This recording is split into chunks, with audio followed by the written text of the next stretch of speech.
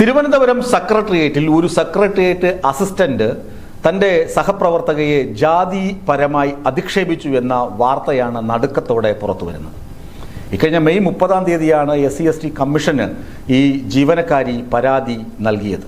ജീവനക്കാരി പരാതി നൽകിയതിൻ്റെ അടിസ്ഥാനത്തിൽ 20 ദിവസത്തിനുള്ളിൽ റിപ്പോർട്ട് നൽകണമെന്ന് ആവശ്യപ്പെട്ട് SC/ST കമ്മീഷൻ പൊതുഭരണ വകുപ്പ് സെക്രട്ടറിക്ക് കത്ത് നൽകിയിട്ടുണ്ട്, അല്ലെങ്കിൽ നിർദ്ദേശം നൽകിയിട്ടുണ്ട്. എന്താണ് കാരണം? തിരുവനന്തപുരം സെക്രട്ടേറിയറ്റാണ് സംഭവം. മുഖ്യമന്ത്രിയുടെ മൂക്കിന് താഴെ മുഖ്യമന്ത്രി നാട് നീളെ നടന്ന് പറയുന്നുണ്ട്, ജാതി, വർഗം, വർണ്ണം ഇതൊന്നും പാടില്ല, മതനിരപേക്ഷത ഇതൊക്കെ പറയുന്നുണ്ട്. എന്തിന്? നമ്മുടെ ഈ സർക്കാരാണ് കോളനി എന്ന വാക്ക് പോലും എടുത്ത് ദൂരെ കളഞ്ഞിട്ട്, ഡിക്ഷണറിയിൽ നിന്ന് പോലും ദൂരെ കളഞ്ഞിട്ട് ഉന്നതി എന്ന് മാറ്റിയത്. അങ്ങനെ ഇത്രയും പുരോഗമനപരമായി ചിന്തിക്കുന്ന രാഷ്ട്രീയ സംവിധാനം കേരളം ഭരിക്കുന്ന കാലത്ത് മുഖ്യമന്ത്രിയുടെ മൂക്കിന് താഴെ എന്ത് നടന്നിരിക്കുന്നു? ജാതി അധിക്ഷേപം നടന്നിരിക്കുന്നു. അത് വലിയ ഗുരുതരമായ തെറ്റാണ്. ഇനി അധിക്ഷേപിച്ച ആളാണെങ്കിലോ ഈ സെക്രട്ടേറിയറ്റ് അസിസ്റ്റന്റ് ഭരണ കക്ഷി യൂണിയന്റെ ഭാരവാഹി കൂടിയാണ്. ആലോചിച്ച് നോക്കുക. അപ്പോൾ എന്തുമാത്രം ധിക്കാരമുണ്ട്, അല്ലെങ്കിൽ ഇയാൾക്ക് എന്തൊരു പ്രത്യയശാസ്ത്ര ബോധമാണുള്ളത്? സംഭവത്തെക്കുറിച്ച് ഞാനിനി പറയാം. അവിടെ പട്ടികജാതി വകുപ്പിൽപ്പെട്ട കുറവ സമുദായത്തിൽപ്പെട്ട ഒരു സ്ത്രീ അവിടെ ജോലി ചെയ്തിരുന്നു. ഓഫീസ് അറ്റൻഡറായിട്ടാണ് അവരുടെ ജോലി. ഓഫീസ് അറ്റൻഡറായിട്ട് വിജിലൻസിന്റെ സെല്ലിലാണ് ജോലി ചെയ്യുന്നത്, ഭരണ പരിഷ്കരണ കമ്മീഷന്റെ വിജിലൻസ് സെല്ലിൽ. അതും ഭരണ പരിഷ്കരണ കമ്മീഷനാണെന്ന് ആലോചിക്കണം. അവിടെയാണ് ഇതൊക്കെ ഏറ്റവും പുരോഗമനപരമായി കാര്യങ്ങൾ ചിന്തിക്കുകയും നടപ്പിലാക്കുകയും അതിനുവേണ്ടിയുള്ള കമ്മീഷന്റെ ഓഫീസിലാണ് ഇത് നടക്കുന്നത്. അപ്പോൾ ഈ അറ്റൻഡർക്ക് സ്ഥലം മാറ്റം ഉണ്ടായി, മറ്റൊരു വിങ്ങിലോട്ട് സ്ഥലം മാറ്റം ഉണ്ടായി.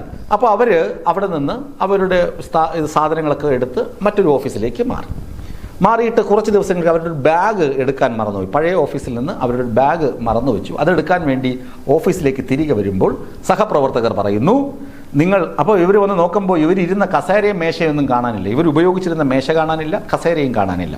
അപ്പോൾ ഇവർ ചോദിച്ചു, ആ മേശയും കസേരയൊക്കെ അത് ഇവിടെയുള്ള അസിസ്റ്റൻ്റ് എടുത്ത് എന്ത് ചെയ്തു? മാറ്റിയിട്ടിട്ട് പറഞ്ഞു, ഇവിടെ എല്ലായിടത്തും പറഞ്ഞു, അവർ പോയി ഇവിടെ ശുദ്ധി കലശം നടത്തി എന്ന വാക്ക് പ്രയോഗിച്ചു. ഇത് ഈ സ്ത്രീ കേൾക്കുകയാണ്. അങ്ങനെ മറ്റ് ജീവനക്കാർ പറയുകയാണ്, നിങ്ങൾ പോയ ഉടനെ ഇവിടെ അയാൾ ശുദ്ധി കലശം നടത്തി. ഇത് ഒരു വനിതാ ജീവനക്കാരിക്ക് എന്തുമാത്രം മുറിവേൽപ്പിക്കുന്ന സംഭവമാണ്. സെക്രട്ടേറിയറ്റിലെ ഉദ്യോഗസ്ഥയാണ്, ഒരേ ക്യാബിനിലോ അല്ലെങ്കിൽ ഒരേ ഫ്ലോറിലോ അടുത്തടുത്തിരുന്ന് ജോലി ചെയ്യുന്നവരാണ്. എന്നിട്ട് അവർ പരാതിയിൽ പറയുന്നുണ്ട്, ഏറെ വിഷമകരമാണ് ഈ ഘട്ടങ്ങളൊക്കെ. അവർ ആ പരാതിയിൽ പറയുന്നുണ്ട്, അവർ എന്തെങ്കിലും ഓഫീസ് ആവശ്യങ്ങൾക്ക് വേണ്ടിയുള്ള ഫയലുകൾ പ്രിൻ്റ് ഔട്ട് എടുക്കണമല്ലോ, കടലാസ് പ്രിൻ്റ് ഔട്ട് എടുക്കണം. പ്രിൻ്റ് ഔട്ട് എടുത്തിട്ട് ഇയാളുടെ കയ്യിൽ കൊടുത്തു കഴിഞ്ഞാൽ ഇയാളത് കൈകൊണ്ട് വാങ്ങില്ല. സെക്രട്ടേറിയറ്റിലെ ഉദ്യോഗസ്ഥനെ കുറിച്ചാണ് പറയുന്നത്. അങ്ങനെ ഒരുത്തനെ വച്ചുകൊണ്ടിരിക്കുന്ന ഭരണകക്ഷിയിലെ ഈ സംഘടനാ വീരന്മാരുണ്ടല്ലോ, എടുത്തവനെ തൂക്കി ദൂരെ കളയണം.